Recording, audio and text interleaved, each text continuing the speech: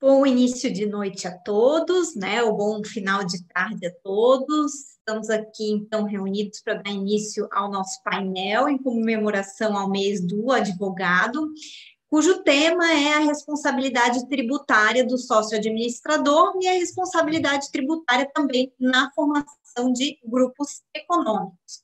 Bom, o nosso painel tem a duração de 1h30, e a gente tem, como a gente tem em seguida um outro painel, a gente vai, então, procurar seguir aí a 1h30 de exposição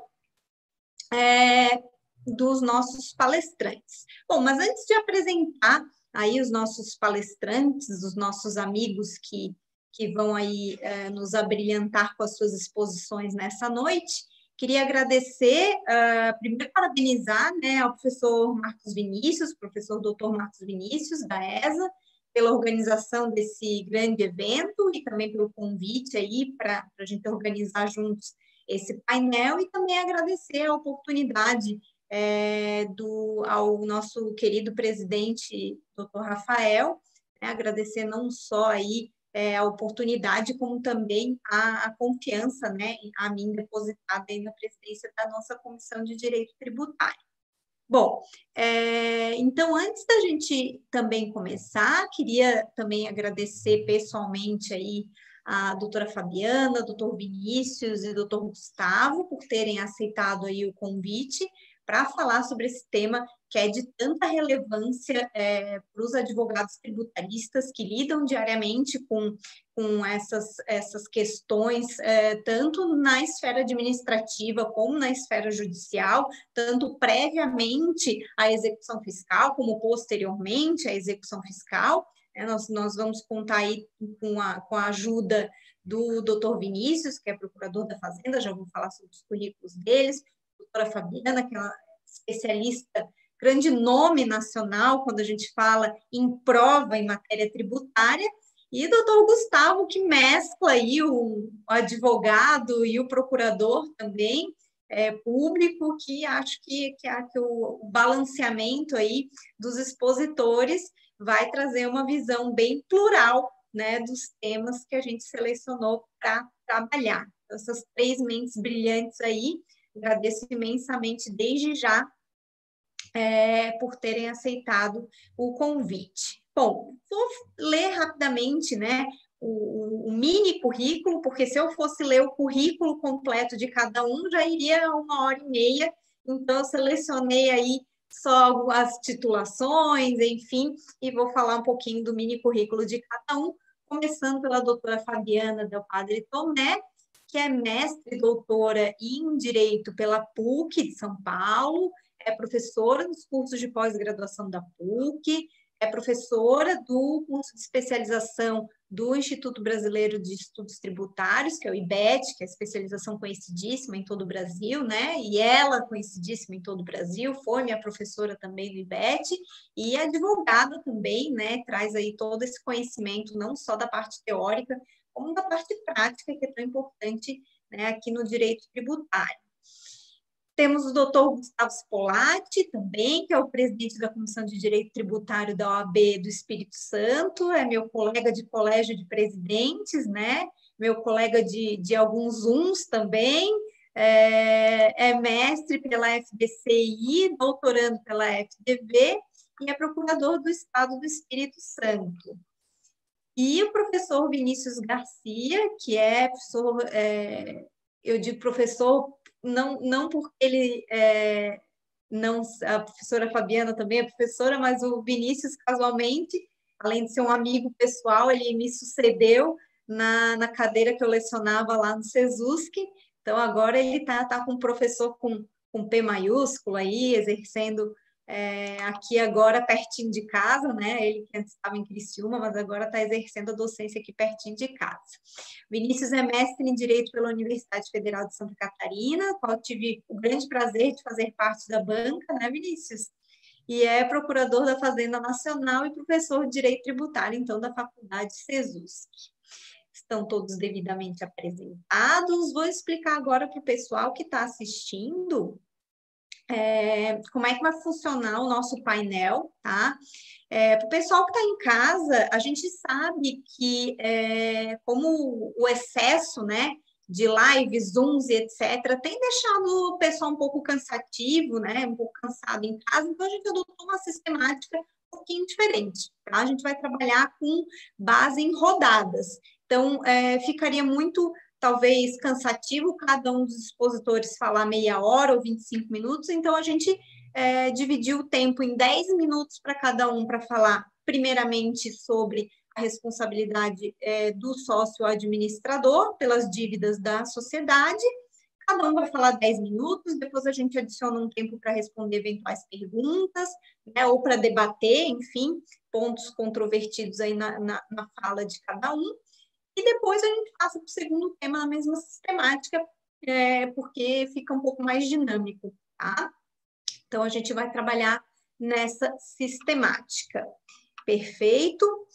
Então, dando início à nossa primeira rodada, para falar um pouquinho sobre a responsabilidade tributária do sócio administrador pelas dívidas da sociedade, né, abrangendo aí, então, aquela sociedade que está prevista, aquela responsabilidade que está prevista lá no artigo 135 do Código Tributário Nacional.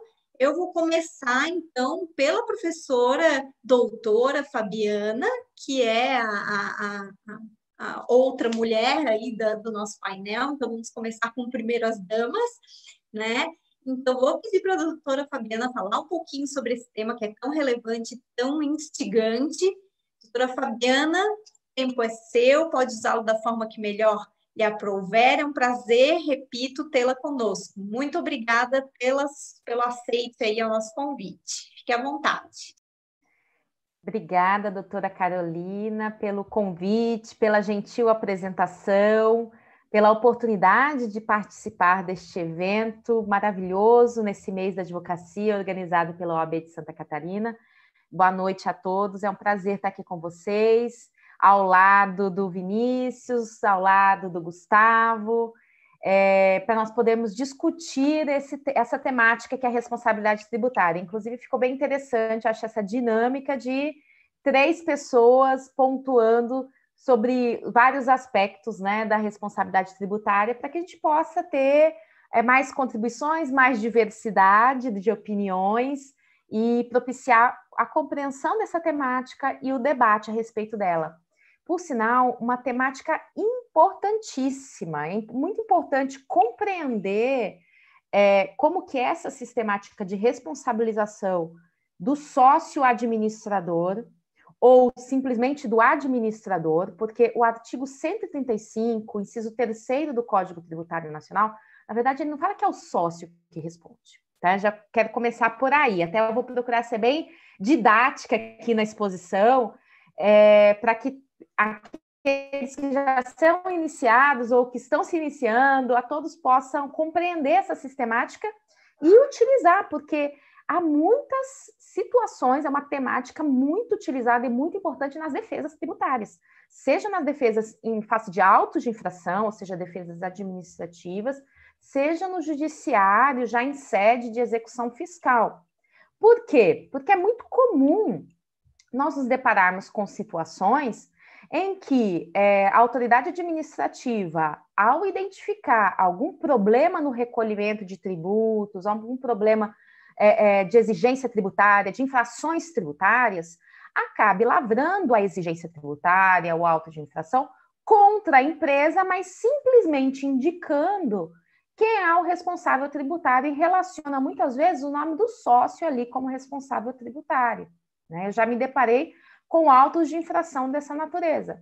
Assim como eu já me deparei com autos de infração em que lavra-se a autuação em virtude da alegada infração praticada pela empresa e coloca-se o administrador, porque ele teria assinado, por exemplo, um documento necessário para um planejamento tributário que está sendo desconsiderado, ele assinou alguma coisa ou simplesmente ele é o administrador naquele momento, e aí a autoridade administrativa o indica como sendo um participante, portanto, responsabilizando.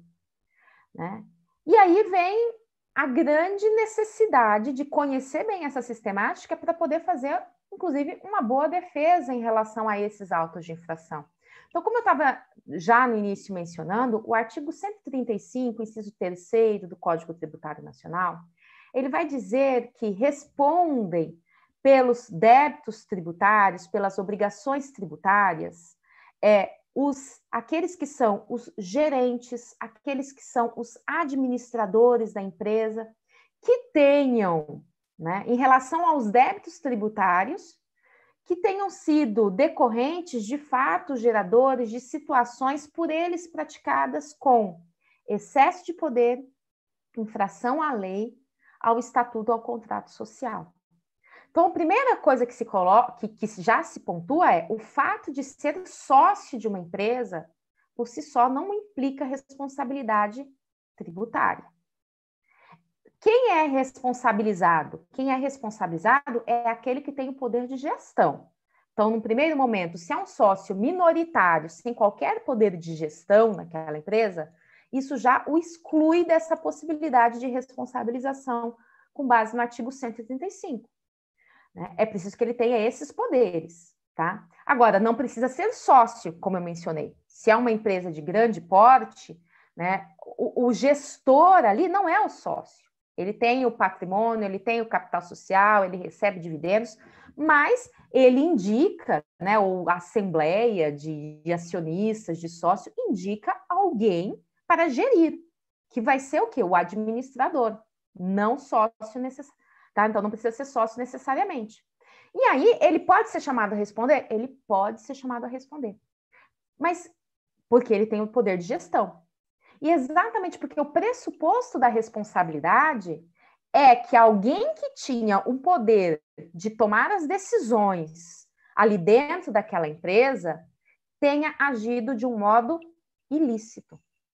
Né? Se ele tinha um poder, por exemplo, é numa empresa que vende mercadorias, então ele tinha o poder de fazer a venda de mercadorias. Mas para vender bens do ativo permanente, para vender bens do ativo mobilizado, precisasse de uma assembleia para decidir, deliberar sobre a venda desses bens. E aí, sem respeitar essa previsão no contrato social, ele pratica essa venda do bens do ativo mobilizado. Isso leva a um débito tributário, por exemplo, gera um ganho de capital. E aí, em razão disso, a empresa é inadimplente em relação a isso. Então, esse sócio ou esse administrador pode ser responsabilizado. Mas por quê? Simplesmente porque tinha um débito da empresa? Não. Porque ele agiu contra aquilo que era a gestão da empresa. Né? Então, na medida em que o sócio ou administrador ajam de acordo com as regras estatutárias, de acordo com as regras legais, empresariais de gestão da empresa, eles não podem ser responsabilizados. E a respeito desse ponto, inclusive, cabe diferenciar que o mero inadimplemento, porque então vocês poderiam, né, imaginar, bom, então se a empresa deixar de pagar tributo, isso é infração à lei, porque a lei determina que se pague tributo. Ele pode ser responsabilizado? Então, a resposta é não, e isso está consolidado em súmulas do STJ, na medida em que a infração que dá ensejo à responsabilidade é uma infração da natureza da gestão, é de natureza empresarial, é de natureza comercial, de natureza civil, né? Então, essas práticas que ele não poderia desempenhar no ato de gestão é que ensejam essa responsabilização. E só que para isso, veja, então são 2 pontos, e aí eu já vou até entrar, né, Carolina, nessa temática que é a temática da prova, que é importantíssima, inclusive, nessa esfera de responsabilidade tributária. Porque ao se atribuir a obrigação para a empresa, para que uma sociedade responda patrimonialmente por um débito, porque o débito é dela própria, ela vendeu mercadorias, ela prestou serviços, ela que auferiu renda. O nosso ordenamento, ele trabalha com uma autonomia de personalidades jurídicas e patrimonial entre o sócio e a empresa. São entidades distintas. Por mais que fale assim, não, mas o sócio tem interesse no lucro da sociedade, porque aí ele vai receber mais dividendos e assim por diante, né? Então, às vezes, até a Fazenda Pública, os fiscais autuam com base no artigo 124, inciso 1º do Código Tributário, que diz que são responsáveis solidários aqueles que têm interesse comum na situação.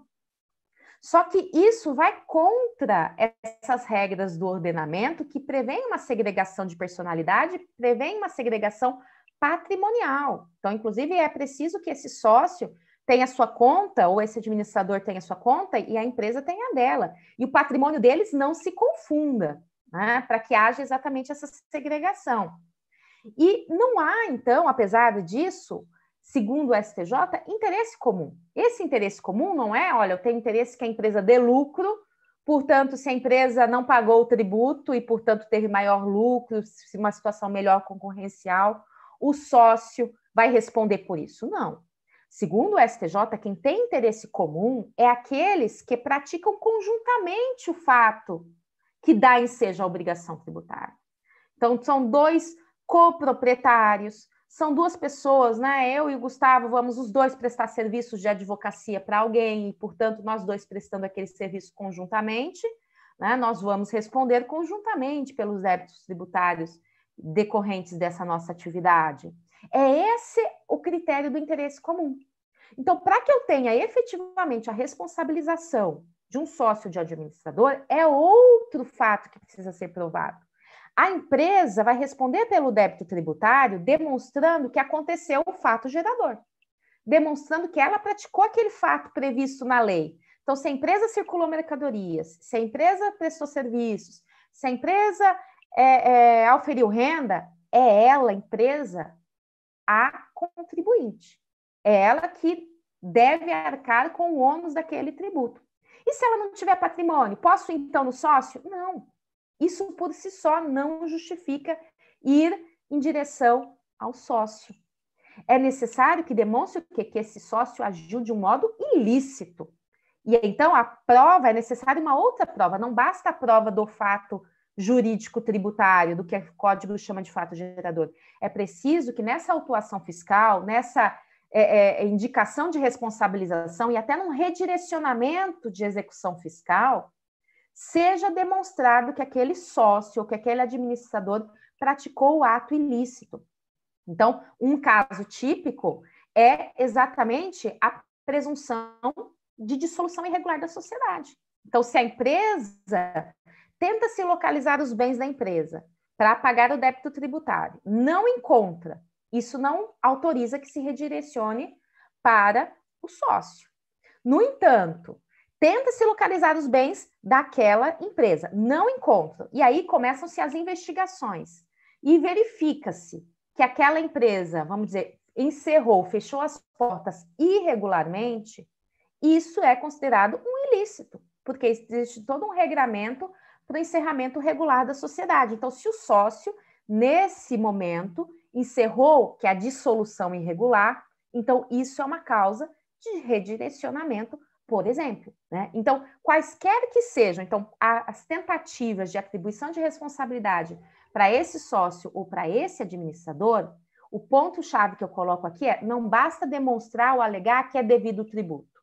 É preciso demonstrar que esse sujeito do qual você está querendo responsabilizar, que o fisco está querendo responsabilizar, que ele, com seus atos, praticou uma infração à lei civil, a uma lei comercial, e que, portanto, em virtude dessa infração, é que acarretou a impossibilidade de exigência do tributo, e, portanto, aí, assim, nessa única hipótese, ele pode ser responsabilizado.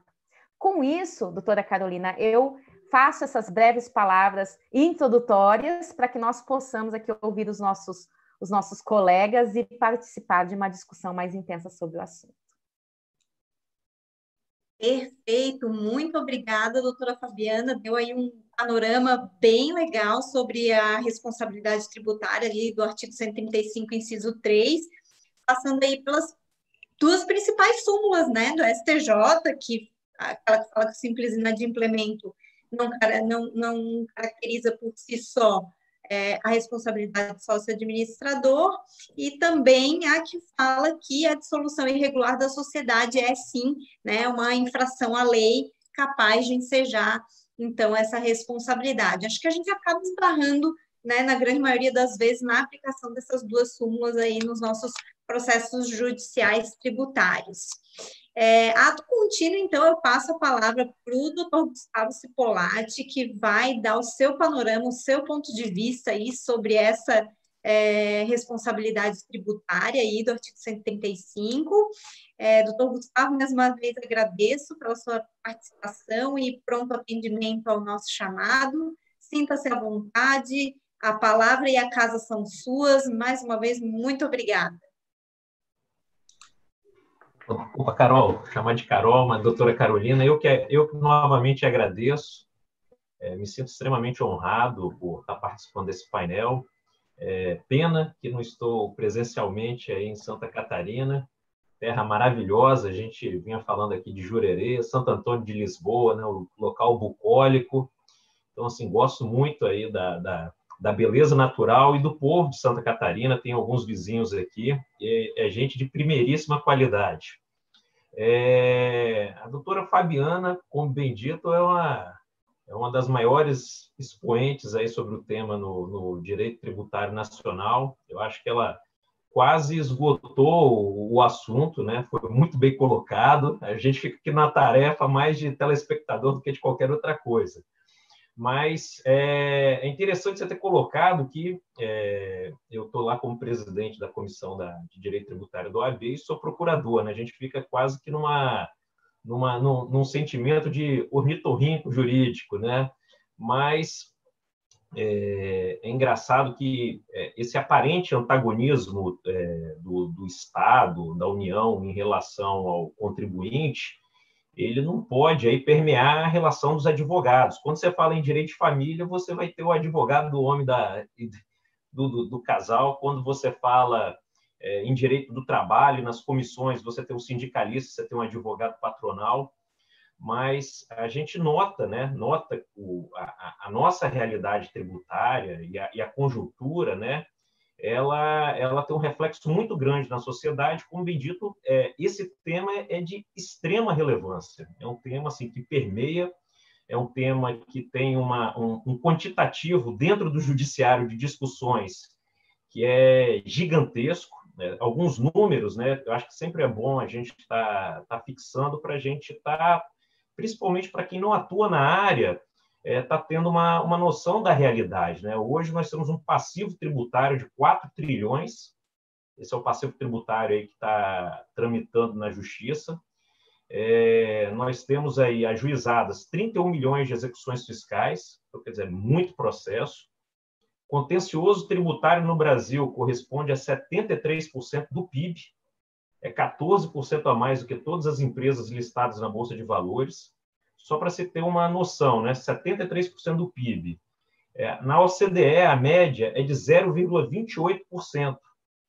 Na América Latina, o contencioso representa 0,19% do PIB. Então, assim, a gente tem um número, né, de litígios tributários aqui no Brasil que ele é de 384 vezes mais do que os nossos irmãos aí latino-americanos. Então, assim, esse é um tema muito sensível e a gente sempre tem aquela figura tradicional do fisco, né? Tendo aquela desconfiança do contribuinte e o nosso contribuinte, com muitas razões, tendo uma dificuldade de entender o papel dele no pacto social, porque ele paga, se sente exaurido, e aí acontecem essas distorções de você ter uma ficção, que é uma pessoa jurídica criada, você quer ter um sucesso no seu negócio e, de repente, você, com todo o seu esforço, tentando agir de forma zelosa, você se vê impactado por uma execução fiscal lhe responsabilizando pessoalmente. Então, assim, essa é uma realidade que a gente vem tentando, né? A OAB vem fazendo um trabalho excepcional. Eu acho que webinars igual a esse aqui tem uma relevância social muito grande. Eu me sinto muito feliz de poder estar participando, mas a gente sabe que o sentimento da advocacia pública, privada, e do cidadão de bem, e do gestor de bem, ele é um sentimento quase que único, né? O período aí de pandemia, apesar de toda a rejeição, Você vê só, né? O Brasil, por 5 anos, dentro da lista da OCDE, foi o país, 5 anos, nós somos pentacampeões nisso, né? Nós fomos, por 5 vezes seguidas, o país com o pior índice de aceitação de pagamento de tributos. Então, assim, essa é uma situação complexa, né? Só que aí vem, por exemplo, nesse ano, um estado de pandemia e essa Covid, né, que afetou a todos, e a gente acaba vendo que tem que se socorrer ao Estado. Então, e aí passa numa vertente, o professor Orlando Poulsen fala muito bem disso, né, que é a questão do dever fundamental de pagar os tributos, né? Isso tudo que a gente está aqui, a gente está nessa reflexão, e a análise, né, a forma desse tratamento por parte do fisco, ela vem evoluindo. Eu acho elogiável aí a postura da Procuradoria da Fazenda Nacional. Doutor Vinícius, aí, desculpa aí, vai estar falando, né? Tem um parecer aí que foi produzido, acho que 2018, aquele parecer, acho que é COSIT, número 4.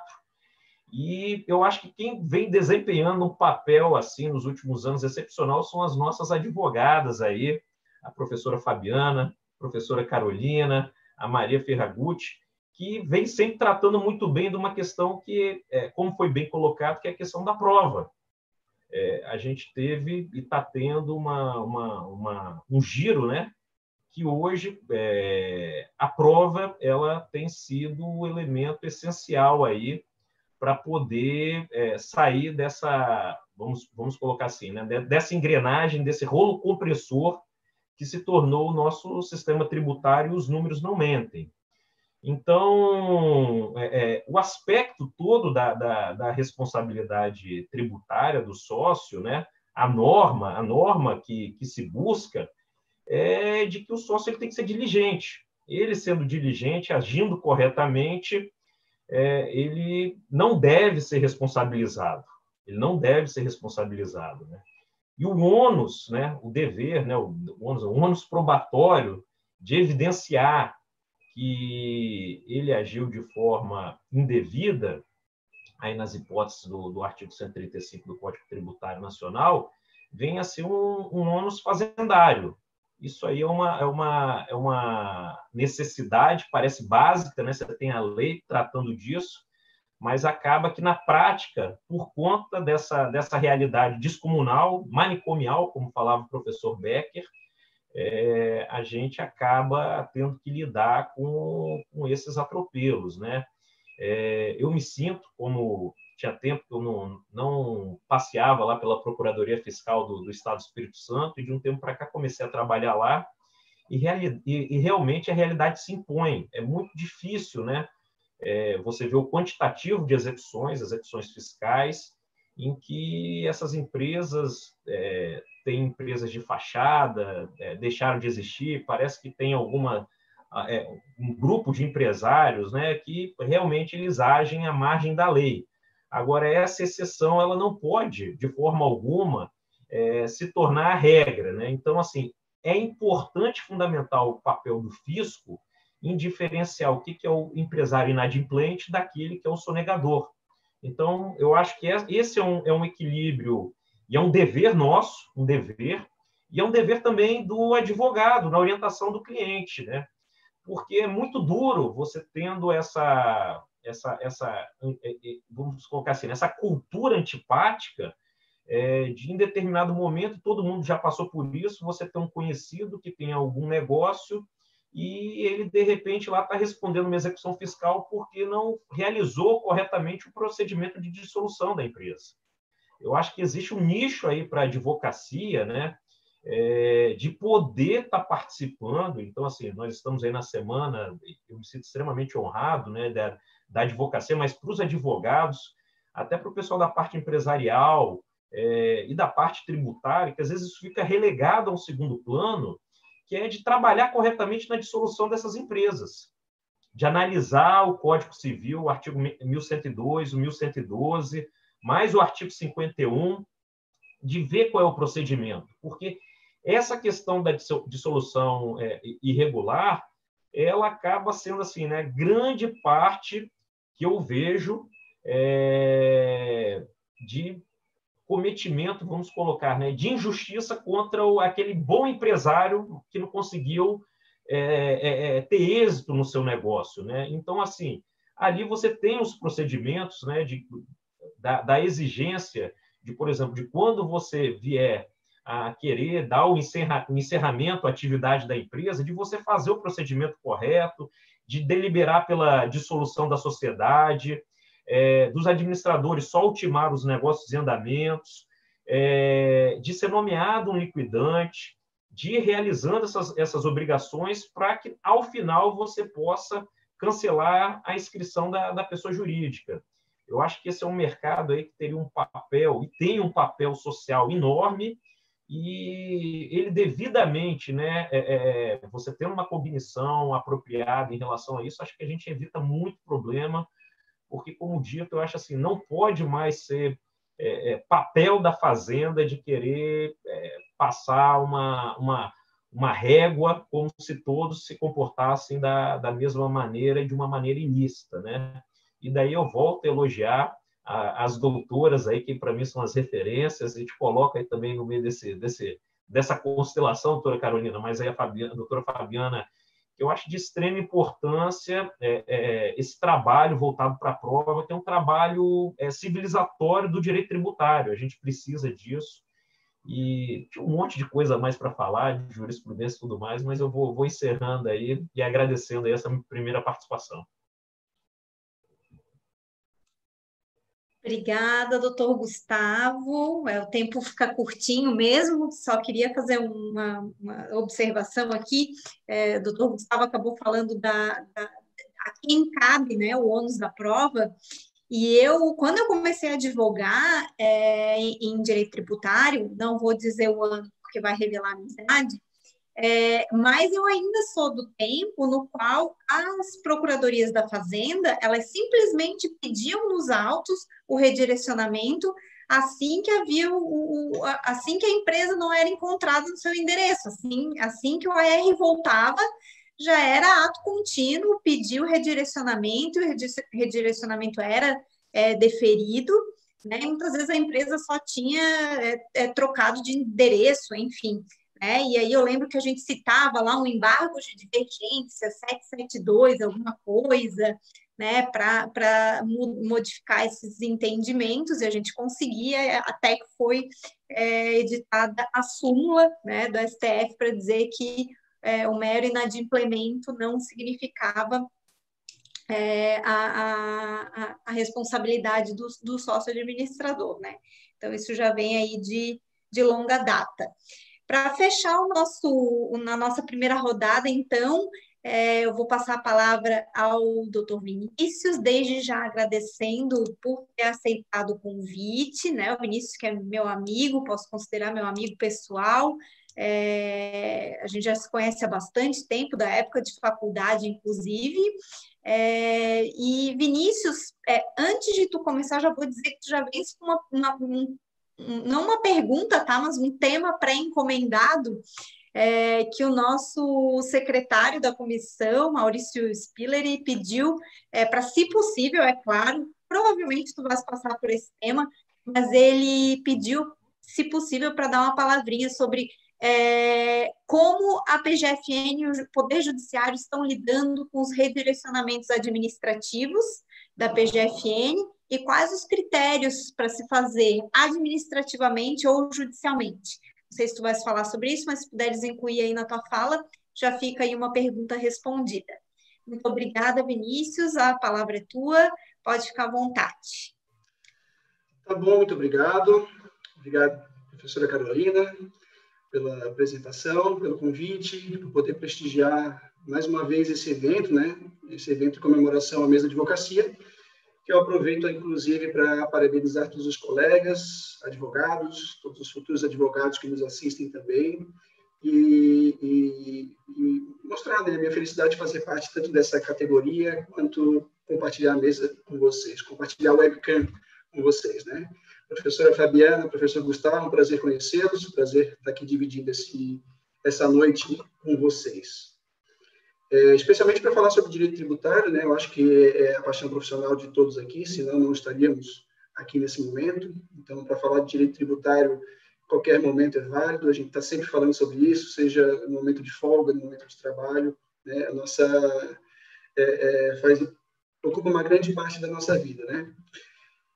Até porque não é a vida só do advogado que o direito tributário está presente, né? É a vida de todo mundo, nesse momento que a gente discute muitos temas relevantes em direito tributário, então é um assunto realmente que traz bastante discussão e bastante tópicos de conversa. Falando sobre direito tributário, né, falando sobre responsabilidade tributária, a gente pode falar a noite toda sobre isso, a gente pode fazer um curso sobre isso, a gente pode fazer um estudo avançado sobre responsabilidade tributária, que fica até difícil a gente conseguir concentrar em temas específicos para tratar nesse tempo relativamente curto, né? Então, eu aproveito aí a introdução feita pela professora Fabiana, né, traçando o panorama geral da responsabilidade do sócio. Eu acho que isso é importante a gente ter em mente. Aproveito também as palavras do professor Gustavo, trazendo esse panorama, né, não só da responsabilidade do sócio, mas como a carga tributária incide sobre a sociedade e como isso se reflete. Sobre responsabilidade especificamente, eu gosto sempre de começar falando que isso é um tema muito presente em quem atua no ramo, mas que talvez não mereça aquela atenção toda que o tema, né, da importância desse tema. Eu acho que a gente fala muito em responsabilidade, fala muito em redirecionamento, trata disso diuturnamente, quase todos os processos de execução fiscal a gente fala de responsabilidade do sócio, de redirecionamento. Isso faz com que, às vezes, a gente passe até por cima daqueles fundamentos e esqueça realmente da base, do fundamento da responsabilização do sócio. Por isso, as palavras da professora Fabiana foram muito adequadas. Eu acho que qualquer discussão a respeito de responsabilidade do sócio na seara tributária tem que partir da regra. E a regra é não responsabilização. A regra, para discutir, a regra inicial, o ponto de partida para discutir responsabilização do sócio é a independência patrimonial da empresa, a independência patrimonial do sócio. Eu acho que esse é o fundamento. A ideia também de que a inadimplência não é causa de responsabilização do sócio é também o fundamento desse tema. Acho que a partir daí a gente consegue enxergar melhor como funciona a responsabilidade tributária e separar o joio do trigo, né? Separar o joio do trigo e separar, como disse o professor Gustavo, o devedor contumaz, a empresa que realmente não quer fazer esse pagamento de tributo por opção, e aquela pessoa, aquele empresário, aquela atividade empresarial que não obteve sucesso. A independência patrimonial é um fundamento bastante relevante do desenvolvimento econômico de qualquer país. Sem isso, muita exploração de muitas atividades não aconteceriam, né? Então é importante a gente sempre homenagear esse princípio, saber que o sócio, o empresário, o proprietário da empresa, ele tem a possibilidade de explorar uma atividade econômica sem que, em regra, seja responsabilizado por isso em caso de sucesso. Não existe nenhuma obrigação legal de se ter sucesso, né, empresarial. Então, ele não pode ser punido por não ter. Eventualmente, a empresa vai ter seus reveses, a empresa vai fechar, né? E a gente tem que analisar caso a caso se esse evento é ocasionador de responsabilidade tributária, né?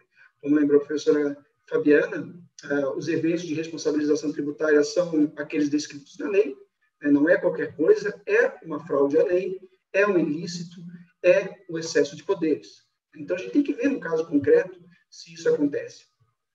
Se acontece, por exemplo, eu acho que fica um pouco fora de dúvida ou de discussão, por exemplo, um caso de apropriação indébita tributária, um caso de crime. Isso é um crime tributário que não há recolhimento. Não é um simples inadimplemento, que um empresário administrador não faz o recolhimento porque fez uma opção por não recolher. Ele é um crime aquilo ali. Independentemente do motivo pelo qual o tributo não foi recolhido, se trata de tributo retido na fonte, né, de natureza previdenciária ou não, é crime. Então, a gente está tratando de um ilícito bastante claro. Nesse caso, eu acho que não tem muitas dúvidas sobre a responsabilização. Eu acho que se encaixa, são dos poucos casos que se encaixam perfeitamente na dicção do artigo 135, 136, 137 do Código Tributário, que é quando a gente vê, de fato, um ilícito. A gente pode ver também outros ilícitos quando se trata de um planejamento tributário abusivo. É óbvio que nós podemos discutir muito tempo sobre o que é um planejamento tributário abusivo e o que não é, quando o planejamento tributário é fraude, quando não é, E por mais que haja bastante discussão sobre isso, acredito que nós podemos convir, né, em várias situações, mas, eventualmente, constatado um planejamento que foi abusivo, ou seja, criação de empresas de fachada, segregação da atividade empresarial simulada para empresas poderem gozar de regime tributário beneficiado. Eu tenho uma empresa, essa empresa não pode mais ficar no Simples por causa do tamanho dela. Eu faço uma divisão entre essa empresa, para que ambas as empresas, né, divididas possam continuar no Simples. Isso não tem problema nenhum, desde que haja uma divisão e não haja uma simulação. Então, se eu constato uma simulação, o uso abusivo da personalidade jurídica, aí eu estou falando de ilícitos que acredito que vamos concordar que é causa de responsabilização do sócio. De novo, pode ser que a gente não concorde em todos os quesitos, sobre o que seria um planejamento tributário abusivo, o que não seria. Mas, havendo essa definição, é abusivo. Houve uso abusivo da personalidade jurídica. Temos um ilícito que caracteriza muito bem essas opções de responsabilidade tributária. E aí a gente entra também na questão da dissolução irregular. Até que ponto a dissolução irregular pode ser uma fraude à lei? Pode ser que sim, pode ser que não. STF, STJ hoje presume que é. Com todas as vênias que se pode ter esse entendimento, é o que está consolidado hoje. A gente pode discutir, e eu faço parte dessa discussão, porque até buscando um pouco o que o professor Gustavo falou, em direito tributário, a gente acho que não tanto quanto se imagina, não se tem dois lados.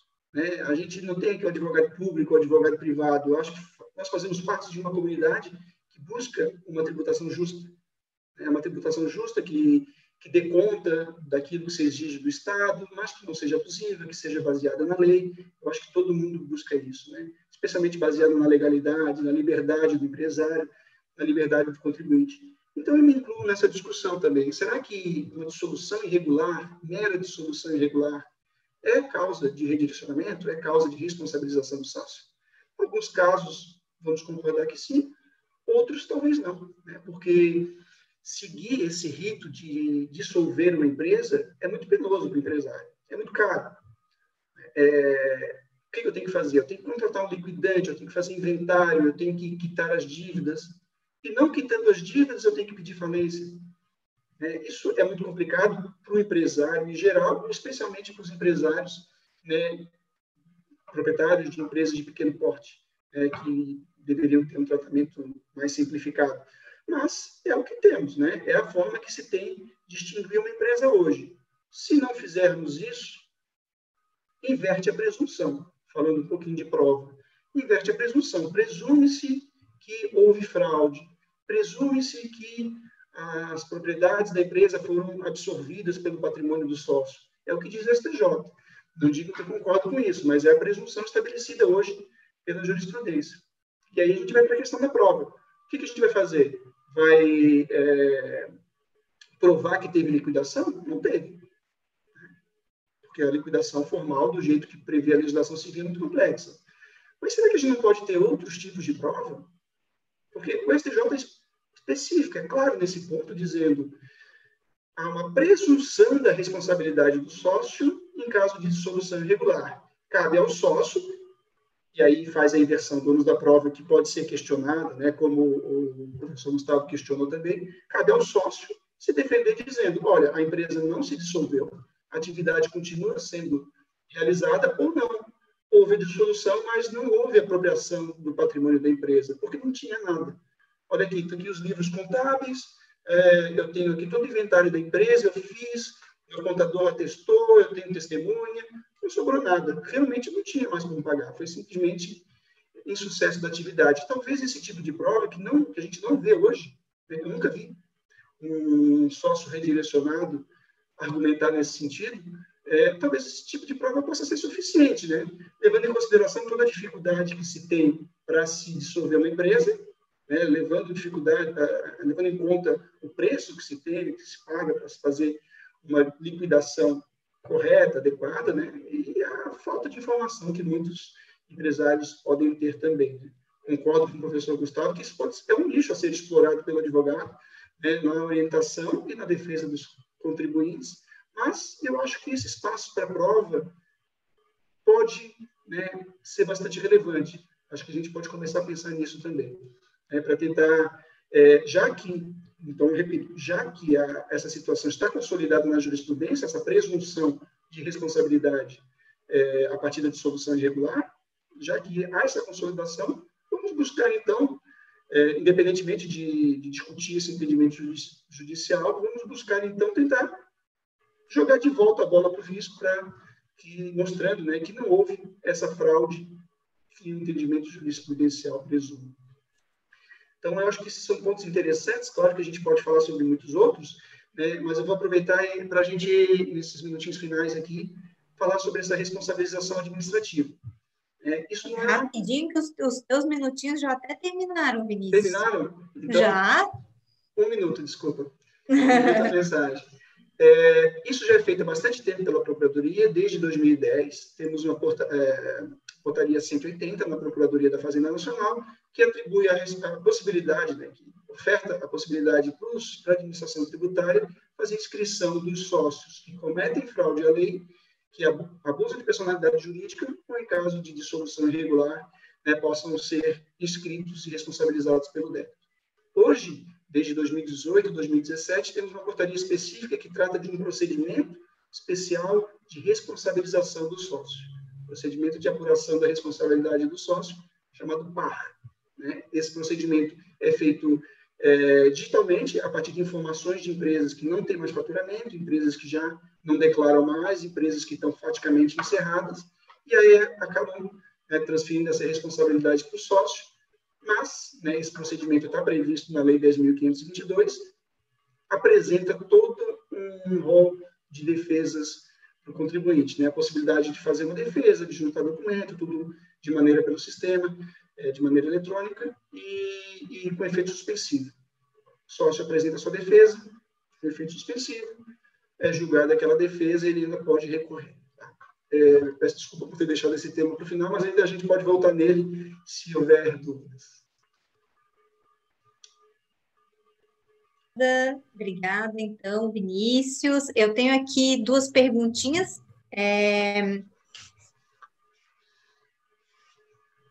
Agora eu estou falando, já me estranhei aqui com os botõezinhos. Eu tenho aqui 2 perguntinhas, e uma vou fazer, uma é minha pessoal, né? E uma é da Fabiana Burer, que pergunta, que aí eu vou direcionar, então, a primeira pergunta para o doutor Gustavo, e a minha pergunta eu vou direcionar para a doutora Fabiana. Então, uma pergunta que eu vou direcionar para o doutor Gustavo: como fica a prescrição por um redirecionamento para o sócio administrador? Como fica a prescrição em caso de redirecionamento? Pergunta a Fabiana Burer. Fabiana, boa noite. A primeira sessão do STJ, ela definiu, aí tem até um RESP aí, que é um RESP, vamos assim, tentou pacificar aí a celeuma que existia em relação ao tema, né? O RESP, se quiser até anotar aí, é o 1.201.993, né? Ela trouxe aí 3 parâmetros para você estar trabalhando com essa questão aí da definição do prazo para redirecionamento, né? A primeira tese que foi fixada ali é que se o fato, né, o fato ilícito, for anterior ao ajuizamento da execução, esse prazo para redirecionamento ele estaria se contando a partir da citação. Então, por exemplo, a empresa ela se dissolveu irregularmente antes do ajuizamento da execução fiscal. O fisco ele vai ter aí 5 anos para poder estar procedendo o redirecionamento aí a partir desse ajuizamento. Para eventos que venham a acontecer depois do ajuizamento da execução, a tese, né, que foi adotada é aquela tese da actionata, né, de você. E aí é interessante colocar uma consideração que esse ônus, né, do fato ter se dado depois é um ônus do fisco também, né? O fisco ele vai ter que provar, por exemplo, no mesmo caso da dissolução, ajuizou a execução está tramitando, aí lá, depois de 3, 4 anos, o fisco descobre que a empresa deixou de existir. Então, assim, ele vai ter que provar, né, dizer certidão de oficial de justiça, o que quer que seja, que aquilo aconteceu numa data X e que, a partir daquela data, ele conseguiu fazer esse redirecionamento dentro dos 5 anos, mas ressaltando que esse ônus é um ônus da Fazenda. A mesma coisa em relação à decretação de prescrição intercorrente. Só que aí inverte o ônus, né? Para você extinguir a execução por conta da prescrição intercorrente, é necessário que o contribuinte aí, ele comprove, né, no curso da execução, que houve essa inércia da Fazenda pelo período aí de 5 anos. Então, é um tema bem interessante, foi fixado agora há pouco tempo. Eu, assim, acho que tentando passar aí da maneira mais clara e objetiva aí para a compreensão. Obrigada, doutor Gustavo. Foi de clareza solar. Muito mais claro do que o próprio acórdão do Superior Tribunal de Justiça, que é cheio de considerando. Então, tá de parabéns aí. Surgiu uma pergunta muito melhor do que a que eu ia fazer para a doutora Fabiana, então vou pegar essa pergunta e já não vou fazer a minha. Doutora Fabiana, Jean Spinato, que está nos assistindo, pergunta o seguinte, muito pertinente a pergunta. O julgamento do STF que criminalizou o não recolhimento do ICMS teria reflexo na responsabilidade tributária dos administradores? Ultrapassaria a barreira do mero inadimplemento? Muito interessante essa pergunta. Muito interessante mesmo, Carolina, e muito complicada. Até mesmo porque a própria decisão do STF é bem complicada, né? E nós não tivemos a publicação do acórdão ainda, apesar de nós, sim, termos a decisão, assistimos o julgamento, está lá gravado no YouTube, né, do STF, você pode assistir, ver todos os argumentos, e aí já vem um ponto que eu chamaria atenção como advogada, eu não sei qual vai ser o reflexo. É possível, e aí acho que os procuradores é que vão dizer se eles vão querer utilizar isso para tentar redirecionar e atribuir responsabilidade ou não, né? Mas algo que me chama atenção, porque já que, olha, o mero inadimplemento, isso não é uma infração à lei. Isso não é um crime contra a ordem tributária também. Então, o primeiro ponto é que eu acho que não acaba gerando este reflexo. Qual seria o fundamento da decisão do STF? Para a gente tentar compreendê-la, já que ela está aí, já que ela existe, né? Que em vários momentos, principalmente o ministro Barroso, ele fez menção ao quê? A um dolo de apropriação. Então, além de mencionar que tinha o ICMS destacado e ter toda aquela discussão se esse ICMS destacado é uma apropriação de recursos de terceiro ou não, né, que seria a configuração efetivamente do que está nas disposições da lei penal tributária, mas em vários momentos, inclusive para chegar a essa decisão, houve reiteradamente a menção de um dolo de apropriação. Então, eu interpretaria, claro que a gente tem que esperar esse acórdão ser publicado, com certeza haverá embargos de declaração deste acórdão, né? Nós sabemos como é que as coisas funcionam, mas eu foco hoje minha atenção neste dolo de apropriação. E considerando isso, já estamos diante de um não reflexo, porque o mero inadimplemento é aquilo que eu simplesmente deixei de fazer o pagamento. Né? Agora, o que é esse dolo de apropriação? Como é que ele vai ser caracterizado? E aí é que nós vamos ter um provável embargo de declaração. E que, numa manifestação do STF, vamos ter que verificar qual é essa característica. Se é algo praticado fraudulentamente, se é algo que efetivamente demonstra que houve uma simulação, que houve alguma ilicitude por trás disso daí, dessa configuração, Então, nós não temos como dizer categoricamente, mas por conta desse dolo de apropriação, eu já não vejo o mero inadimplemento como algo passível de ser revertido pura e simplesmente. Essa é a minha opinião, embora eu não tenha bola de cristal, né? E com o STF não dá para ter bola de cristal. Perfeito, doutora Fabiana, muito obrigada. Pessoal, acho que podemos começar, então, a segunda rodada. A gente pode... Vocês querem manter a ordem ou manter a ordem? Deixar a nossa... Então, tá. Vamos deixar a especialista em prova falar primeiro. Doutora Fabiana, segunda rodada, então, sobre a responsabilidade tributária na formação dos grupos econômicos. Se tu puderes, provavelmente tu vais passar por isso na tua exposição, mas eu tenho visto muito nos julgados do CARF, que até muitos têm afastado a formação de grupos econômicos, eu tenho visto muito aquela diferenciação entre o interesse econômico, o interesse jurídico, o que se configuraria aquele interesse comum do artigo 124. Eu acho que essa baliza é bem interessante para a gente começar aí os nossos debates. Então, mais uma vez, a palavra é sua, tem 10 minutos, está em casa, pode ficar à vontade. O único problema aqui são esses 10 minutos, né, para falar dessa temática. Então, já vou me conformar em pensar que nós vamos apenas tocar em alguns principais aspectos, né, para a configuração. Então, a primeira coisa que nós temos de não pacífico é o que é um grupo econômico. O que é um grupo econômico? Não há uma definição legal do que seja esse grupo econômico. Começa por aí. E aí, quando você vai ler, vai estudar os trabalhos a respeito deste assunto, você vai verificar, em direito do trabalho existe um conceito, em direito societário, que não tem uma disposição legal, mas os doutrinadores trabalham outro conceito, em direito do consumidor, porque todos eles nós temos algum tipo de responsabilização, no direito civil, né? Então não há uma definição legal do que é um grupo econômico.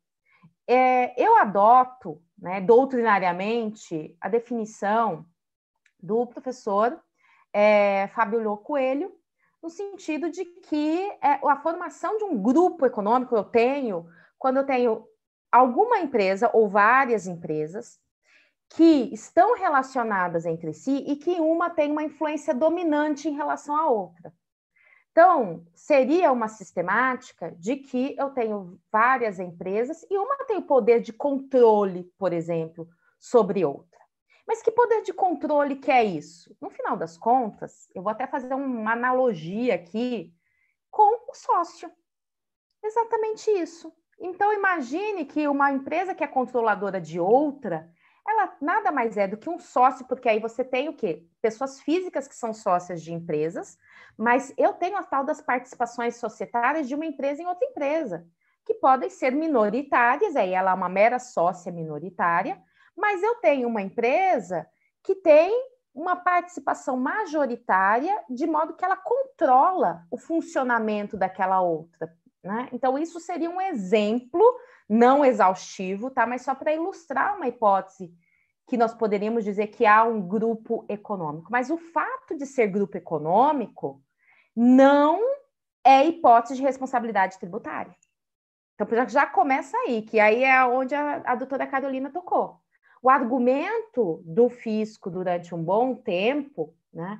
E ainda, às vezes, nós identificamos isso, né? Logo que surgiu essa manifestação, porque é uma manifestação econômica que começam as sociedades a operar de um modo diferente e que nós temos que compreender esse novo modus operandi e ver como é que se aplicam as regras em relação a ele. Então, num primeiro momento, a ideia foi exatamente essa. Ora, se eu tenho uma empresa controlada e uma empresa controladora, né? Então, quando essa empresa controlada tiver um lucro maior, essa controladora vai se beneficiar daquilo. Muito parecido com o que eu falei da questão dos sócios, né? Por quê? Porque se eu tenho um grupo, eu tenho essa influência, inclusive, de riquezas, mas não é uma influência pura e simples, como não é do sócio com a sociedade. Então, elas são também pessoas jurídicas distintas, cada qual com seu patrimônio, cada qual com a sua atividade, mas uma empresa investe na outra a ponto de ter um poder de gestão, que é o que a gente chama de poder de controle. Então, inclusive, em relação a essa temática de grupo econômico, é que o STJ tem também decisões, não temos súmulas, mas temos decisões em que, na tentativa de responsabilizar uma empresa de um grupo econômico por débitos de outra empresa por serem parte do mesmo grupo, alegando, portanto, que elas teriam um interesse comum, foi onde o STJ iniciou também essa consolidação de que o interesse comum existe se as duas empresas prestassem o serviço, por exemplo, se elas duas estivessem desenvolvendo a atividade. Então, nós vemos afastado essa ideia de interesse comum entre empresas do grupo econômico. E é uma responsabilização, nós temos que ficar clara, em direito tributário é diferente das outras áreas. Então, na área trabalhista, existe uma regra diferente, muito mais flexível para atribuição de responsabilidade, porque você tem uma proteção do hipossuficiente do trabalhador. Quando nós estamos no âmbito tributário, as normas, inclusive, têm que ser por lei complementar de responsabilidade tributária. Então, são as normas do Código Tributário Nacional. E não se enquadra o grupo econômico pura e simplesmente nenhuma delas.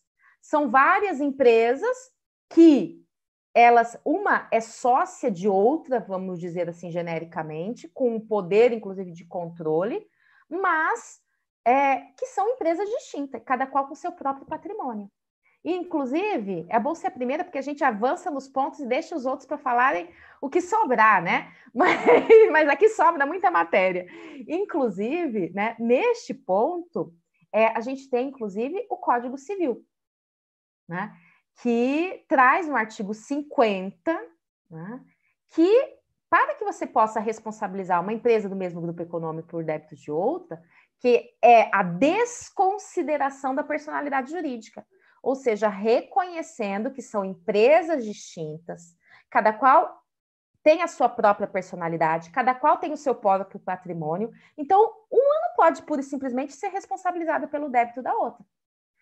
Quando é que elas podem ser responsabilizadas? Quando se demonstre que, apesar de elas se apresentarem formalmente como entidades distintas, há uma mistura, há uma miscigenação do patrimônio ou da atividade delas. Então, os critérios, inclusive, para desconsideração da personalidade jurídica, que implicaria a responsabilização de uma empresa do grupo econômico por débito de outras, é quando fica demonstrado, e esse ônus da prova é o ônus do fisco, quando vai fazer a cobrança do tributo, de demonstrar que há essa confusão patrimonial, de demonstrar que há um desvio de finalidade, né? Então, nessas hipóteses, são os requisitos que autorizam o quê? Que uma empresa do grupo seja chamada para responder por débitos de outra empresa do grupo. Exatamente por quê? Porque se demonstrou aí que as duas atuam junto. Aí a gente poderia até chegar numa hipótese que se aproxima muito desse interesse comum, né? Eu não consigo segregar o patrimônio delas. Essa aqui, e aí é muito importante, inclusive, essa responsabilidade, até uma espécie de, diria, o compliance, né? Eu acho que hoje, quando a gente fala de responsabilidade tributária, compliance é um ponto muito importante, que é nessa gestão financeira, nessa gestão contábil, nessa gestão das regras empresariais, praticar muito bem essa atividade de segregação e de evidenciar isso, né? Então, se eu tenho, às vezes, até mesmo uma contratação de uma empresa, vou dizer, de publicidade, que vai prestar um serviço de publicidade para as várias empresas do grupo, tem que ser feito muito bem um rateio dessas despesas, para que se evidencie que cada uma delas tem o seu patrimônio e cada uma delas arca com suas próprias despesas, né, com seus próprios débitos e continuam atuando de modo segregado, né? Então, esses são pontos assim, muito importantes para que se evidencie e se evite essa responsabilização. Que quando se demonstrar que elas estão com um patrimônio confuso, né, uma transferindo dinheiro para outra indiscriminadamente, né, é possível essa desconsideração, né? E aí, finalizando, mas já até finalizando e já deixando um ponto para os meus colegas discutirem, é a questão de se essa responsabilização pode ser feita por mero redirecionamento, ou se é preciso instaurar o incidente de desconsideração da personalidade jurídica, o IDPJ, trazido pelo Código de Processo Civil de 2015, né? na minha opinião, é necessário instaurar. Quando a gente está diante de uma responsabilidade tributária que está prevista no Código Tributário Nacional, é uma responsabilidade de direito material que não precisa desse incidente, porque já está ali prevista como responsabilizando aquele sujeito. Agora, para que eu responsabilize empresas do grupo econômico, eu tenho que dizer que, apesar delas serem pessoas jurídicas distintas, estão atuando com uma confusão patrimonial, como se uma só fosse. Então, eu preciso, para efeitos de poder responsabilizá-la, ter uma desconsideração dessa personalidade jurídica. Daí, ao meu ver, a necessidade, nesse caso, de se instaurar o IDPJ e não um mero redirecionamento. Tá? Essas são, então, rapidamente, as minhas ponderações, pincelando um pouquinho de cada assunto, para que depois o Gustavo e o Vinícius possam se aprofundar em relação a eles. Muito obrigada, Fabiana, como sempre, explicando maravilhosamente bem aí o praticamente inexplicável, que é como é que a nossa jurisprudência, como é que o CARF entendem aí o que é, né, o tal do grupo econômico. Antes de passar a palavra para o Gustavo, eu vou falar rapidamente sobre um caso que eu tive uma vez, que foi a consideração, numa execução fiscal, de grupo econômico entre duas empresas, que são um grupo econômico, é claro que são, mas não no sentido de serem responsabilizadas, porque uma é uma transportadora de carga e outra é uma empresa de transportes coletivos, né, que é concessionária pública. Então, pelo que eu me lembre, né, a empresa que tem uma concessão de transporte coletivo, ela não pode, por lei, exercer outro tipo de atividade. Então, era obrigatório ter duas pessoas jurídicas, né? E o simples fato de serem os mesmos sócios, em terem a mesma composição de diretoria, foi considerado como grupo econômico e as duas empresas inseridas aí no polo passivo da execução fiscal e desrespeitando até mesmo que a própria, por exemplo, o Vinícius pode falar sobre isso, a própria Instrução Normativa 1862 da Receita, que fala, quando for o caso de já na lavratura do auto de infração ter o reconhecimento de qualquer tipo de responsabilidade tributária, ter a delimitação do montante do crédito que é imputado a cada um dos responsáveis tributários, né? E isso, na verdade, na prática, a gente não vê muito acontecer quando a gente já tem essa responsabilização aí em sede de execução fiscal. Mas aí, quem sabe, o Gustavo fale um pouquinho sobre isso também. Gustavo, a palavra está contigo, não vou mais me atrasar aqui o nosso tempo. Muito obrigada, a palavra é tua. Não, eu agradeço novamente. Acho o tema é um tema árido, como bem colocado aí pela professora Fabiana. A gente não tem uma definição na legislação a respeito do que é grupo econômico. Isso é ruim, por um lado, porque você fica nessa dialética, né? E aí a dialética ela tem como ponto de partida para ter uma produtividade a gente se voltar para o caso concreto. E, novamente, eu volto para a importância da questão probatória. Eu tenho, pelo menos assim, a minha análise, e o tema é interessantíssimo, né? Mas a minha análise em relação à jurisprudência e também uma posição aí, percursora aí da Procuradoria da Fazenda Nacional, é que essa questão ela tem que ter uma abertura semântica mesmo, porque o direito tributário ele é muito fluido.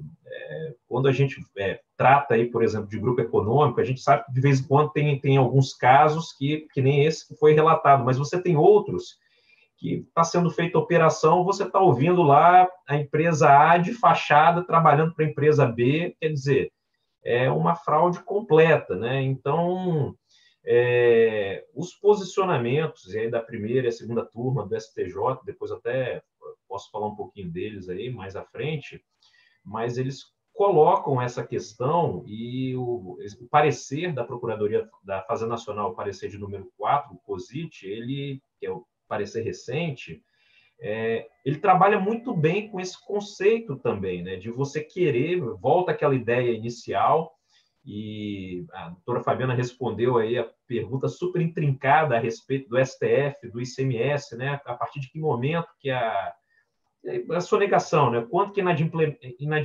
inadimplemento, quanto se transforma em sonegação e apta a instaurar uma ação criminal. Então, o que você vê uma construção, tanto da jurisprudência quanto da Fazenda Nacional, e eu acho que as outras fazendas vão acabar seguindo, de você fazer uma diferenciação do que é um grupo econômico de direito, exceção, por exemplo, um consórcio, ato formalizado, e você está com as regras do jogo de forma muito claras, de um grupo econômico de fato. Por exemplo, você tem ali participação de um pai numa empresa, de um filho na outra, mas com autonomia patrimonial, são negócios distintos, e com a ideia, né? E aí eu acho que esse tértil gêneros que vem assim, vem ser o objeto, né, de aplicação do 124.1 do CTN, que é a questão do grupo irregular, que ele não tem uma autonomia patrimonial, ele está ali para encobrir o fato gerador, essa questão aí que vem sendo discutida do ágio no CARF, né? Você tem aquele... é óbvio, né? Todo mundo tem que defender o planejamento tributário. Agora, você se colocar diante de uma situação que a empresa ela é toda esvaziada para ficar só o passivo, então tem casos clássicos aqui, rondando não só na justiça estadual, como na federal, como na trabalhista, de uma empresa gigantesca pegar todos os ativos, transferir para uma outra e ficar o passivo para os trabalhadores, para o fisco e para os credores. Então, assim, essa situação ela acaba atraindo, né, o 124.1 do CTN. E eu acho que o 124.1 do CTN, né, que ele traz aquela... É um pouco complexo aí, mas o assunto foi puxado por vocês, mas ele traz aí aquela questão de correlação com o fato gerador, e é interessante que isso, tanto a PFN quanto as demais procuradorias, quanto a jurisprudência do STJ, né, tem feito uma interpretação à luz da súmula 435. Em que sentido? De você ter esse atrelamento a todo o cumprimento da obrigação tributária, não unicamente a hipótese de incidência. De, por exemplo, você está querendo, vamos dizer assim, tornar ineficaz o cumprimento da obrigação, apesar disso não estar no conceito clássico ali, daquele conceito limitado de fato gerador, mas isso aí você estaria atraindo, né? Você tem a súmula 435 que fala isso, estaria atraindo a aplicação do 124.1. Então, assim, eu não vejo com maus olhos, e eu acho difícil, pela diversidade do direito tributário, e, novamente, eu repito, né, nessas situações de fraude, né, grupo econômico irregular, de você estar tendo um tratamento que não seja aquele tratamento do artigo 50 do Código Civil, né, que é do IDPJ, do incidente de desconsideração da personalidade jurídica, né? Então, acho assim, o IDPJ, para mim, e à luz do entendimento da primeira turma, e em relação ao entendimento da segunda turma do STJ, que a princípio parecem divergentes, mas não são tanto, você vê que até a própria Procuradoria da Fazenda, nos dois casos, entrou com um embargo de divergência que depois não deu em nada. Mas o que foi consignado ali pelos ministros relatores? Né? Que naqueles casos, nessas hipóteses de fraude, você não precisa do IDPJ. E aí eu acho que vai bem a PFN e também o CARF, né, ele trouxe isso, né, de querer, desde lá do início do processo administrativo, colocar os responsáveis nessas situações absurdas para estarem participando do processo administrativo e serem responsabilizados. No caso aí do PAR, né, de poder isso ser instaurado até o julgamento dos embargos também, sendo verificada essa situação. Porque acontece esse esvaziamento de pessoa jurídica no meio do processo de execução, né? Então, são situações assim que faz uma separação do joio e do trigo, e eu vejo como uma interpretação ética e adequada à luz aí do direito tributário, né? Porque você separa essa questão, mesmo o grupo sendo de fato, ele é um grupo constituído e tudo mais, tem autonomia patrimonial, tem a questão gerencial, está se respeitando, não tem essa confusão de você estar podendo está preservando, né, e está colocando essa desconsideração para o IDPJ, né? Assim, né, colocando alguns pontos mais aí, que eu acabei também adentrando nesse tema, mas eu acho que é a questão mais importante para dar essa tranquilidade, né, para quem está ouvindo aí, e também para dar o alerta, né, em relação às assessorias, que essa tem sido uma tendência, né, da própria jurisprudência, e aí de se fixar, né, quais seriam ali aqueles atos, né, que justificariam o 124.1, mas dentro desse universo de dolo, de fraude. E aí a gente volta novamente para a questão probatória, o ônus é da Fazenda, a Fazenda que tem que demonstrar isso, né? A gente sabe das dificuldades e que provavelmente essa prova vai se dar por meio de presunções, mas esse ônus é um ônus fazendário de estar evidenciando essa situação e esses fatos aqui, né? Que seriam os fatos a gerar esse grupo, a essa redirecionamento, né? Que é abuso de personalidade jurídica, né? Quando você desrespeita a autonomia patrimonial, né? Evasão e simulação, e a utilização para supressão ou redução, né, dessa outra empresa de tributos, né, mediante manipulação artificial. Já falei do ônus aí, da Procuradoria, e só para citar os dois casos do STJ, que eu acho interessantes, são casos recentes, né, para quem tiver ouvido, tiver mais interesse na matéria. Um é da relatoria do ministro Francisco Falcão, que é o RESP 1.786.311, foi julgado em maio de 2019, e o outro também é o da segunda turma, né, o ministro Falcão, e o outro é da primeira turma do STJ, que aí já fala da necessidade do IDPJ, né, que é da ministra Alceste Magalhães. Eu perdi o número agora aqui, mas seria mais ou menos isso, Carol, para poder estar dando, assim, né, eu acho que o tema ficou um pouco mais complexo, mas é um tema muito interessante, e eu acho que dá uma baliza, né, do que se pode orientar em relação a essa situação, né?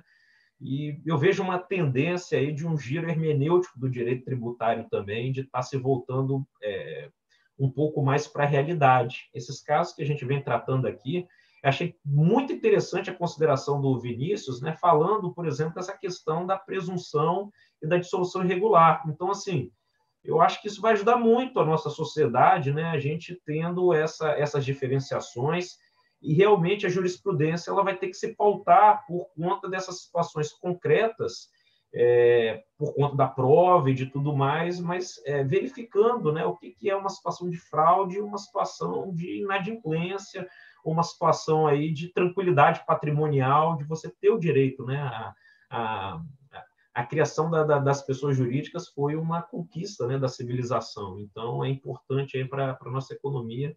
E agradeço aí a consideração e tentando trazer algumas reflexões aí na pergunta intrincada aí da professora Fabiana.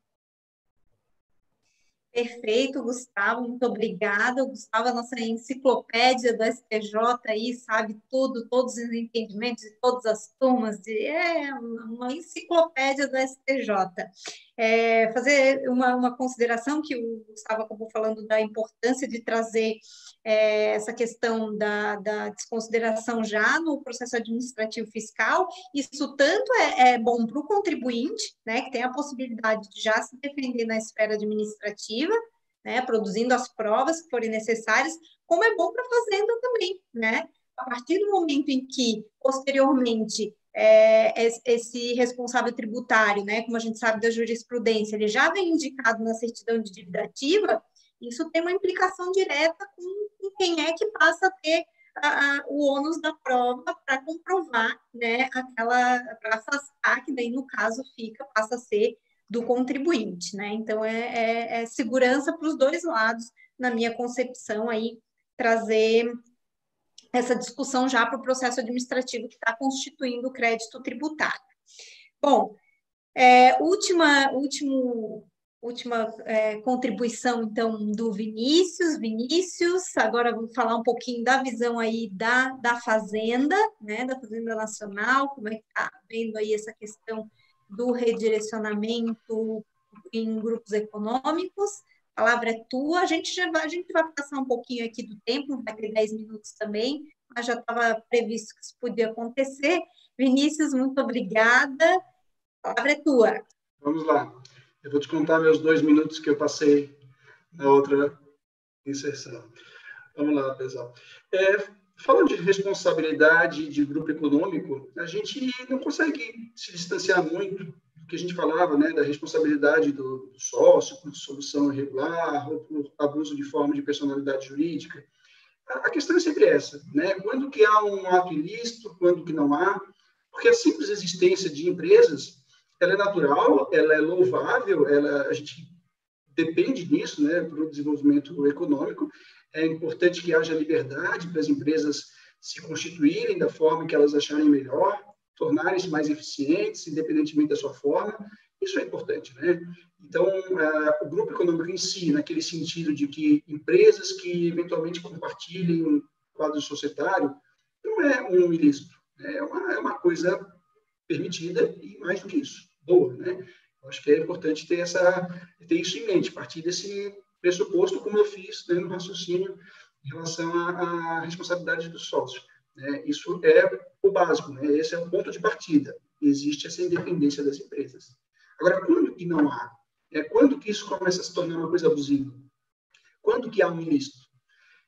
Não temos como definir isso. Não é à toa que não temos uma definição legal.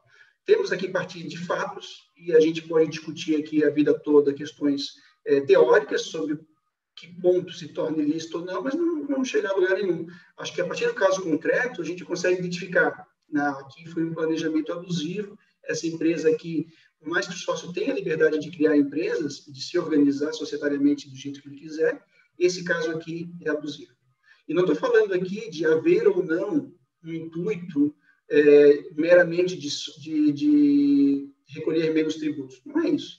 A questão é quando a forma é usada de maneira abusiva, quando a empresa, de fato, não existe. Eu até lembro de um caso bem claro, assim, do CARF, que diz com todas as letras: é permitido os sócios terem mais de uma empresa da mesma atividade. Não tem problema quanto a isso. O sócio pode ter 2 empresas, ele pode ter 2 padarias, o mesmo sócio, exercendo a mesma atividade, desde que sejam 2 empresas. Desde que não haja simulação. Né? Agora, quando que há simulação, a gente também não sabe.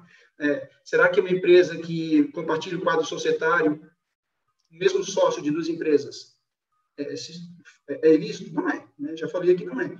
Se eles estão sediados no mesmo local, aí eu já acho que começa a ficar mais claro de que não se trata de 2 empresas.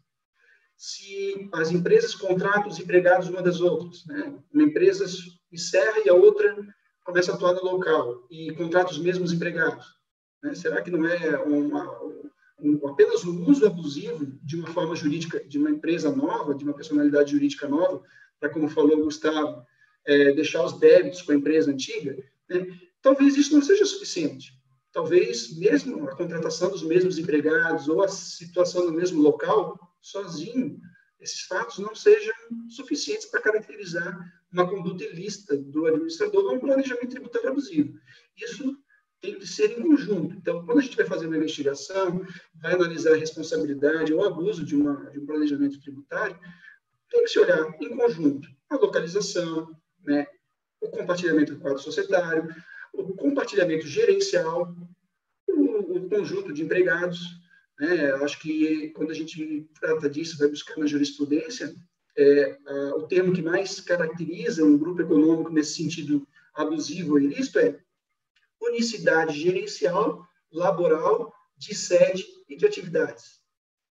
Se a gente tiver tudo isso, fica bem claro. O mesmo sócio tem 2 empresas fazendo a mesma coisa no mesmo lugar, com os mesmos empregados. Não dá para discutir muito que não existem. Não é que o sócio não possa ter 2 empresas fazendo isso. É que essas 2 empresas não existem. Existe uma só.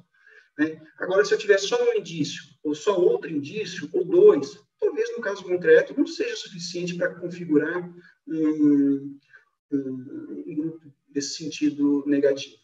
E aí, resgato aqui o comentário da professora Fabiana, que eu não tinha pensado, mas é muito interessante, que é a questão do compliance. Né? Já comentei antes sobre a presunção. o STJ hoje está presumindo que uma empresa que não tem mais atividade foi dissolvida irregularmente, né? E joga para o sócio o ônus de provar que não houve apropriação do patrimônio da empresa em fraude a credores. E isso seria facilmente comprovado com compliance, né? Se ele tivesse não só a preocupação de não se apropriar do patrimônio da empresa, mas tivesse também a preocupação de mostrar isso, deixar isso comprovado, de poder exibir isso para quem pedir, né? E a mesma coisa na situação de duas empresas. Eu tenho duas empresas que têm algum compartilhamento, seja de sede, de website, de contratos, né, que possam ser indícios de uma existência abusiva de uma personalidade jurídica, mas pode ser que não. E nesse ponto, né, os indícios vão jogar o ônus probatório, vão inverter o ônus probatório. Porque tu vai chegar para o judiciário e vai dizer, olha, que os empregados saíram todos dessa empresa e foram para outra. Só isso é suficiente? Tem gente que vai achar que sim, tem gente que vai achar que não. Pode ser. Podemos ter questões objetivas, por exemplo, a separação de empresas para gozar do mesmo de regimes tributários, né, benéficos, que aí são mais objetivas. Mas quando eu tiver só uma informação como essa, eu não consigo ter uma definição, né? E aí vai inverter, querendo ou não, mesmo que não haja uma norma legal jogando o ônus probatório para o contribuinte, né, os indícios vão fazer isso. Você também mostrar 2, 3 indícios de que há uma unicidade, seja ela gerencial, patrimonial, de contas, né, empregados. Isso é o sócio que vai ter que provar, a empresa e as outras empresas que vão ter que provar, e vão fazer isso por meio. E vão conseguir fazer isso se elas incorporarem bem a ideia de compliance, que é não só não compartilhar o patrimônio, mas mostrar isso, mostrar que está de acordo, né, que se está em compliance. O sócio ele pode até pensar, eu tenho duas empresas fazendo atividades distintas, eu acho que são empresas distintas, eu entendo que é assim, mas na hora de provar ele não consegue provar. Então, acaba acontecendo isso, né? Então, a questão é fática, a questão é prática. E eu tenho certeza que, diante dos fatos, não haverá tanta divergência assim entre os operadores do direito, né? O professor Sérgio André Rocha sempre fala isso, né? Por mais que haja muita discordância na questão do planejamento tributário, se a gente apresentar um planejamento tributário específico para todo mundo que discorda, a maioria das pessoas vão entender de maneira parecida, seja no sentido da licitude ou da ilicitude do planejamento. Isso é bastante interessante e é um pouco reconfortante também, né? Mas um comentário que é sobre a questão do redirecionamento ou da desconsideração da personalidade jurídica por um incidente próprio, né? Se a gente for para a questão do abuso de personalidade jurídica, a gente vai cair no artigo 150 e vai ser necessário o incidente de desconsideração, né? Mas eu gostaria de lembrar que a autorização para o redirecionamento, ela não decorre de confusão patrimonial necessariamente ou de uso abusivo de personalidade jurídica. Ela decorre de uma responsabilidade tributária. Então, se nós descobrirmos na legislação ou extrairmos dela, independentemente de uma norma expressa, a responsabilidade tributária, aí o redirecionamento vai ser autorizado. Se faz isso com sócio, né, porque se enquadra a dissolução irregular no artigo 135. Se fará isso com uma empresa, se a gente enquadrar também as empresas nesses artigos, ou no artigo 124.1, ou naquele artigo que a gente não comenta muito, mas é o artigo 30, inciso 9 ou 11 da Lei 8.212, que fala das contribuições previdenciárias e fala da responsabilidade do grupo econômico expressamente, né? É um artigo que nunca é muito levantado, mas, assim, independentemente de qual norma, se conseguirmos extrair do sistema jurídico a responsabilidade tributária, acredito que o judiciário vai manter a possibilidade de se fazer a responsabilização por meio de redirecionamento. Não que isso seja... talvez não faça nem tanta diferença, né? Porque a desconsideração por meio de um instituto próprio, né? Um incidente próprio, ela dá um contraditório prévio, né? Mas o redirecionamento não chega a impedir o contraditório. Era isso, minhas considerações sobre esse tópico. Obrigada, Vinícius. Vinícius, em complemento ao que tu falaste, de que realmente a gente não tem os parâmetros legais estabelecidos, vou ler aqui o comentário da Vanessa Casarotto, que falou exatamente isso, né? Ela falou: o que lamento é que, embora a lei estabeleça de forma clara as possibilidades de responsabilização, nos deparamos com muita flexibilização do Instituto, no intuito único de justificar a cobrança. Claro, tendo por base empresas que observam a total autonomia das entidades. Então, as balizas que a gente tem na legislação, elas são muito genéricas, né? E muitas vezes acaba-se, sim, né, flexibilizando e acabando por estabelecer situações de responsabilidade tributária para empresas que estão observando, sim, né, aquelas situações nas quais a gente tem nada mais, nada menos do que se utilizar o Instituto da Pessoa Jurídica, né, que foi uma conquista aí, histórica em termos de civilização, né? E temos aqui, para terminar, utilizando aí o pouquinho tempo que a gente tem, que deram para a gente de lambuja, tem 2 perguntas para a doutora Fabiana, tá? Que eu acredito até que já foram mais ou menos tratadas, então vai ser fácil de responder. Então, doutora Fabiana, Rodrigo Salve pergunta: doutora Fabiana, a mera dissolução, eu vou ler as 2 já juntas, porque pode ser que dê para falar melhor. A mera dissolução irregular permitiria a responsabilização de empresas do grupo econômico? Gustavo falou isso agora. E doutora Fabiana, Luísa pergunta: acredita-se que é necessário um IDPJ para redirecionamento na execução fiscal em caso de formação de grupo econômico? Temos 2 minutos para responder as perguntas. Certo, vou começar pela segunda. Na minha opinião, em caso de grupo econômico, eu não vejo uma previsão em outra legislação. Por quê? Porque a minha interpretação do artigo 124 é de que precisa desse interesse comum. Esse interesse comum consiste em 2 empresas desempenhando juntamente a atividade. Então, o mero fato de ser grupo econômico não se enquadraria aí, a não ser que, claro, as 2 empresas estivessem atuando conjuntamente na prática do fato jurídico tributário, na prática do fato gerador, né? Então, precisaria, por esse motivo, do IDPJ para esse redirecionamento, por faltar a previsão legal, né? E até complementando aqui, mas criando um debatezinho com o professor Vinícius, né?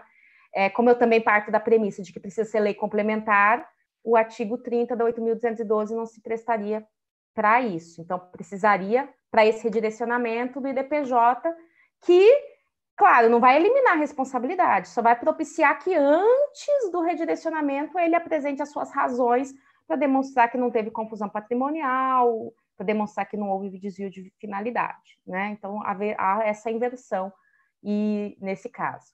E em relação a outra pergunta, se a desconsideração da personalidade jurídica, desconsideração irregular, né? Dissolução irregular, autoriza esse redirecionamento, nós temos que pensar quem é que tem o poder, né, dentro de um grupo econômico, que são várias empresas, né? Então, esse poder de gestão de uma das empresas, que vai ser dissolvida irregularmente, é de alguém, é de uma pessoa.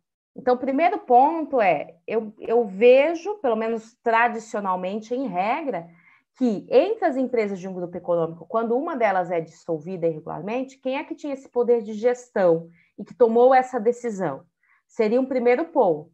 Ela apenas é que poderia ser responsabilizada, e não as empresas do grupo em si.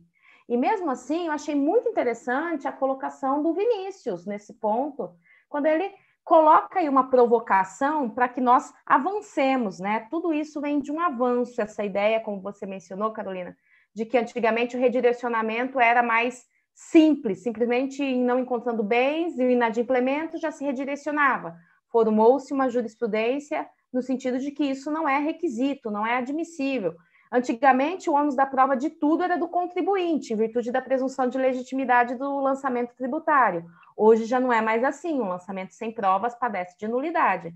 Então, hoje, se nós temos uma dissolução irregular, a presunção é de responsabilização desse sócio que tinha poder de gestão para praticar essa dissolução irregular. mas que, como bem colocou o Vinícius, será que houve efetivamente algum tipo de ato ilícito e fraudulento ou simplesmente uma falta de condições financeiras que implicou essa dissolução irregular? É algo que acho que a gente pode avançar nesse debate e nessa discussão como um requisito que deveria ser examinado, né? Então, gostei muito dessa consideração. São essas as ponderações. Obrigada, professora Fabiana.